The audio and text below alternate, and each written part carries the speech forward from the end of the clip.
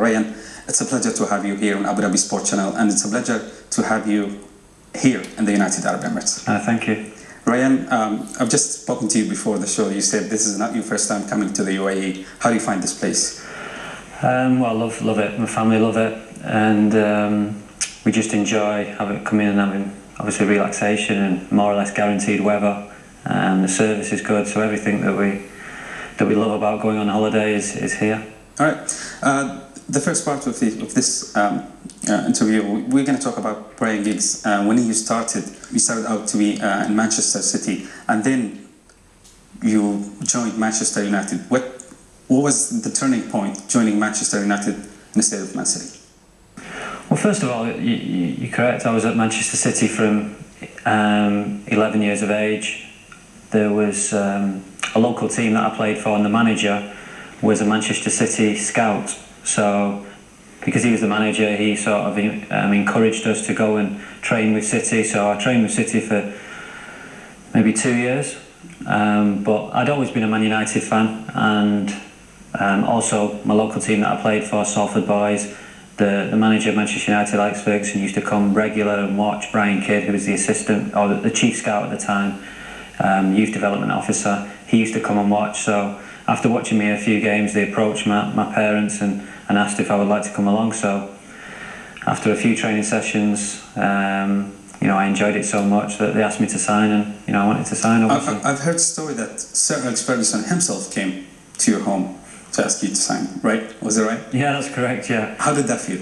It was obviously strange having the manager of Manchester United sat in your front room, speaking to my parents, and obviously coming personally asking you to sign for Manchester United. So it was on my 14th birthday, because that's the age that you're able to, or was able to, sign schoolboy forms. So of course I had no hesitation in saying yes. You were 14? 14, yeah.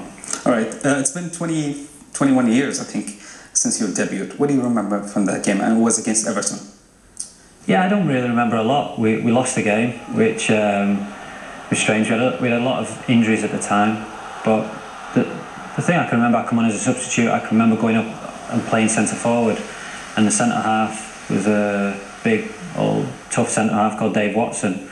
And they expected you to save the Man United, to score goals and save the game. Yeah, no, we lost, and it went really quickly. And I remember the centre half, like I say, Dave Watson just kicking me, and I had a big cut on the back of my knee. So that's my only memories, really. All right, and you scored the first goal against Manchester City. What do you remember from that game? I can remember that game a lot more clearly. I can remember the manager naming the team and saying, "Ryan, you play on the left," which I wasn't expecting for him to say. I was expecting to say that you're going to be substitute. So that was a big surprise. But yeah, I remember obviously playing against Man City, one of the biggest games, winning 1-0 and getting given the goal. It was a bit of whether it was my goal or not, but the manager just said, "Just claim it anyway." So yeah, I claimed it. Yeah. So that was probably one of my best memories. All right. You were from the class 92, the famous, or the most famous class of Manchester United, 92. You, David Beckham, Gary Neville, Phil Neville, and Nicky Butt. Correct me if I forgot any name, but I think that was the class. Yeah, Paul Scholes as well. Sorry. Did you expect to be that successful? Did you expect that you're gonna, collect all these trophies, Champions League, Premier League 12 times? Did you see that future in front of you? Well, you can never tell really whether a young player at 15, 16, 17 is going to make it as a footballer, because you need so much to go for you. But that particular group of players, you were probably more certain than most, just purely because we've been so successful as a youth team. The players' character, the players' hunger, drive, and of course the quality that each player had. So you can never say that they're going to play 400 or 500 games for Man United and win 70, 80 caps. You could never say that. But one thing was for sure, that they were going to make it in the game. They were going to become footballers. But of course, probably no one could predict that they were going to be so successful. In your first season, remember, you were named the Player of the Year at Manchester United.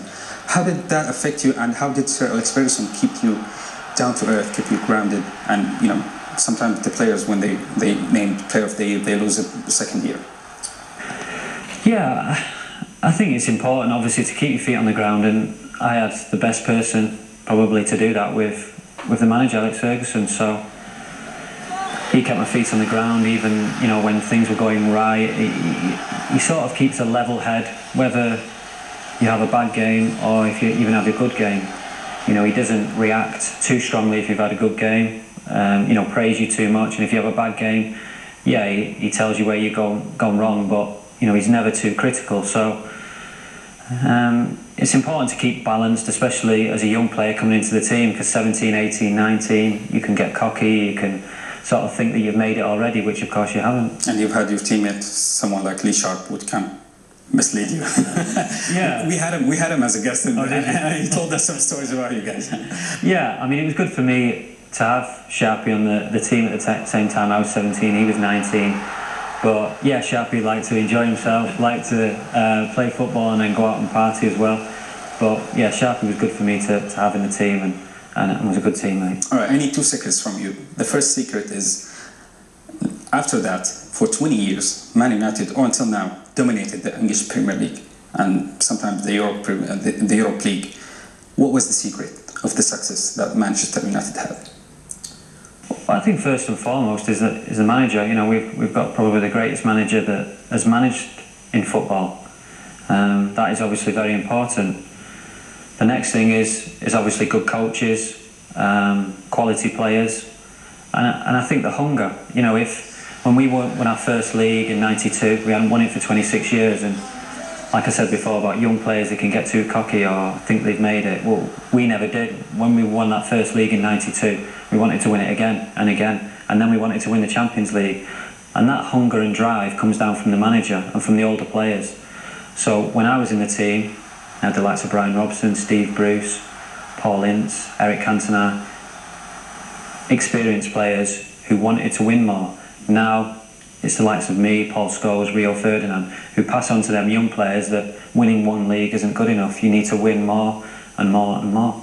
And the second secret I want was, what kept you dominate in Manchester United? What kept you going for 20 years? Myself? Yeah. I think when you're 17, 18, you just want to play for Manchester United. You just want that one game, and then after that you want to stay in the team, and then after that you want to win trophies. You get greedy, you want to win more trophies. You need to sacrifice a lot. You need to sacrifice your diet, obviously exercise, resting at the right time. So while your mates are going out and maybe going to a party or doing other things, you need to stay home and rest and make sure you're eating the right foods. And you just need to really look after yourself. I think the most important thing for me since I turned 30 is enjoyment.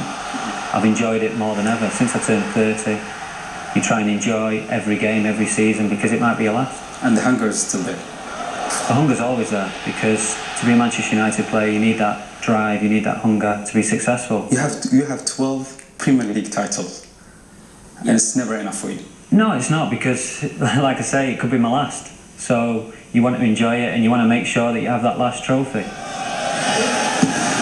Even though you say I've had 12 Premier League titles, I've missed out on 6 or 7 where we come second, or we just narrowly missed out. For example, last season it could have been 13. So little reminders like that make you hungry and make you more driven for the next season. What was the biggest title for you out of the 12 and the 2 Champions League? I think obviously the first one is special, because growing up as a Manchester United fan, we hadn't won the league for 26 years, which is too long for a big club like Man United. So to win that first title, to see the relief with the fans, with the players who've been there 3 or 4 years, that would probably be my favourite. They're all great. First one? Yeah, the first one, I would say. What about Champions League? The Champions League, they were too different. I mean, the feeling that I had when we won in '99 in Barcelona is the best feeling I've ever felt on a football pitch, purely because it was a treble-winning season. We'd won the league, we'd won the FA Cup. Now it was the time for the Champions League, and we're 1-0 down with 2 minutes to go. Then we score an equaliser, so you think, right, we'll go to extra time and we'll win the game. And then we score the winner like 30 seconds later. So in 2 minutes, you've gone from 1-0 where you end in the season disappointed and really sad, to 2 minutes later, the best feeling you've ever felt. So 99 was the best feeling that I've ever had on a football pitch. All right, I'll come back to the 99 Nou Camp since you talked about it. Was there some part of you, when you were 1-0 down, thinking that you lost it, you're not going to get it back?